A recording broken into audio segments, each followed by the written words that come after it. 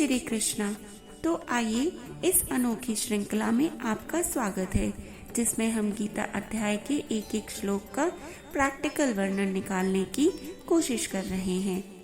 अब 20 से लेकर 28 तक पहले अध्याय के श्लोक, जिसमें अर्जुन जी कृष्णा को कहते हैं कि वह उनका रथ दोनों सेनाओं के मध्य में रख दे ताकि वो देख सके कि उनको किसके साथ युद्ध करना है। आइए पहले इसको संस्कृत में सुन लेते हैं, फिर इसका वर्णन शुरू करते हैं। अथ व्यवस्थिता तान् दृष्ट्वा धारतराष्ट्रान् कपिध्वज प्रवृत्ते शस्त्र संपाते धनुरुद्यमे पाण्डवः। ऋषिकेशं तदा वाक्यम् इदं महामहीपते सैन्योरुभयोर्मध्ये रथं स्थापे मेचयुत्। यावदेता तान् निरीक्षेऽहं योद्धुकामनावस्थितान् कैमर्या सह योद्धव्यम् अस्मिन् रणसमध्यमे।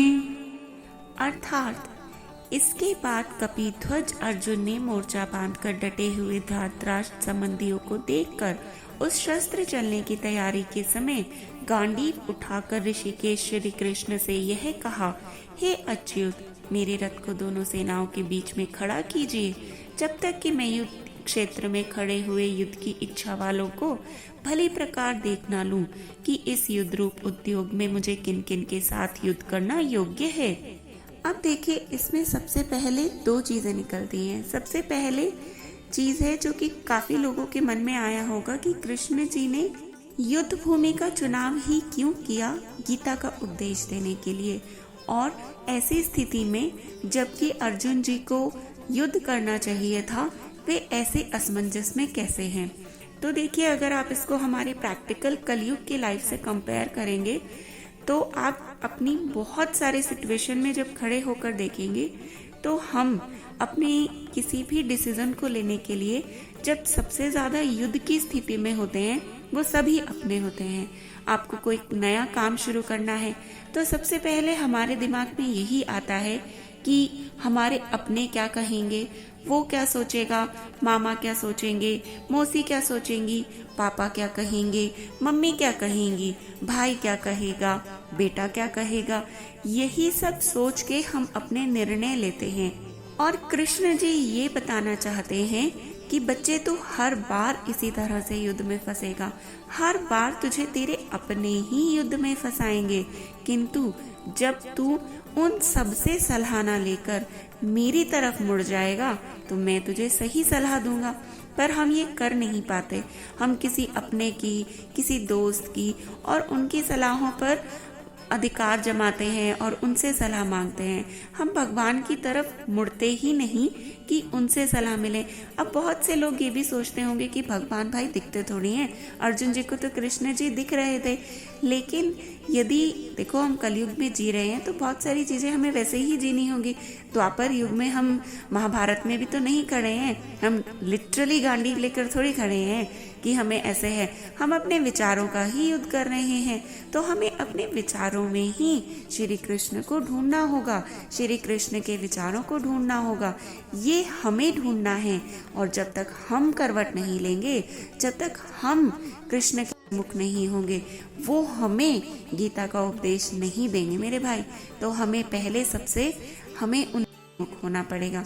बहुत से लोग इसको ये भी मानते हैं कि कृष्ण जी ने इसलिए चुना ताकि वो बताना चाहते हैं कि हम सब भी इतने व्यस्त रहते हुए भी गीता उपदेश सुन सकते हैं।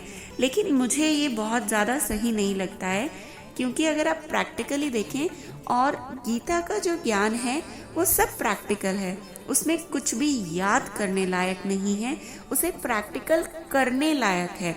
आप अपने किसी भी डिसीजन को सोच लीजिए प्रैक्टिकली इस श्लोक को पढ़कर, कि जब आप बिल्कुल करने वाले होते हैं, काम करने वाले होते हैं, तब आप ये सोचते हैं अगर फेल हो गया तो, अगर पास हो गया तो, मतलब कि आपने दो पक्ष चुन लिए ना।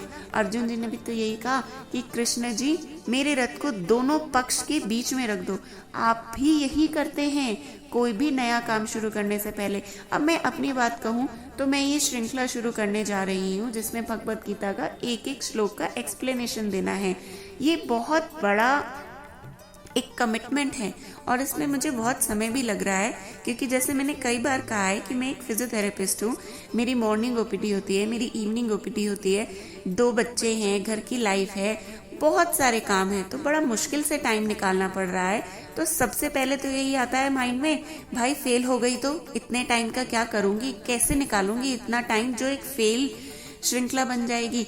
और अगर पास हो गई तो मतलब दोनों पॉसिबिलिटी साथ साथ में चलती हैं।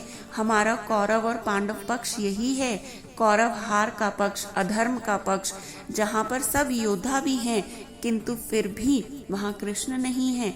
एक सच्चाई का पक्ष, कृष्ण का पक्ष, मुश्किलों का पक्ष, जहाँ पर कोई नहीं है लेकिन हमारी सच्चाई और हमारे कृष्ण साथ हैं। तो हमें क्या चुनना है और किसके द्वारा चुनना है, ये हमारी अपनी सोच है।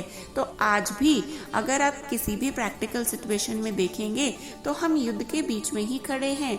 बस इतना फर्क है कि हमारे हाथ में गांडीव नहीं है और सामने वालों के हाथ में शस्त्र नहीं है। अगर आप उन शस्त्रों को उनके जुबान से बदल दें और अपने गांडीव को अपने विचारों से बदल दें तो आप पाएंगे कि आप में और अर्जुन में ज्यादा फर्क नहीं है। तो आगे की और प्रैक्टिकल चीजों को जानने के लिए जुड़े रहें हमारे साथ।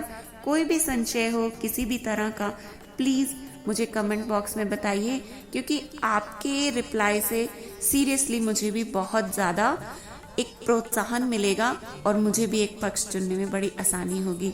तो साथ साथ चलेंगे और कृष्ण जी के ज्ञान को बहुत अच्छी तरह से अपने जीवन में उतारने की भरसक कोशिश करेंगे। जय श्री कृष्ण।